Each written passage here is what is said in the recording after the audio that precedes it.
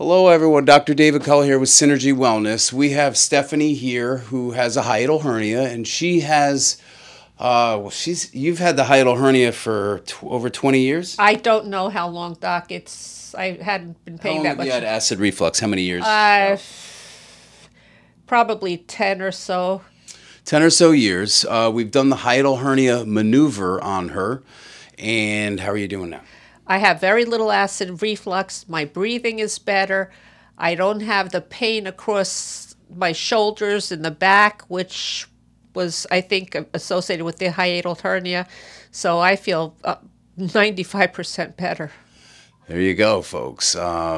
She's had the maneuver done 7 times, doing much better. Now, some people get results a little slower than this. Some people get results even faster than this. But are you taking the PPI medication? What's that? Omeprazole, Prevacid, Nexin. I've tried it. Yeah, I've tried it. Yeah, now and then I do, but very rarely. Okay, so, well, you're not going to need to take that anymore, now that we're fixing the hiatal hernia. The PPI medication just masks your symptoms. Right.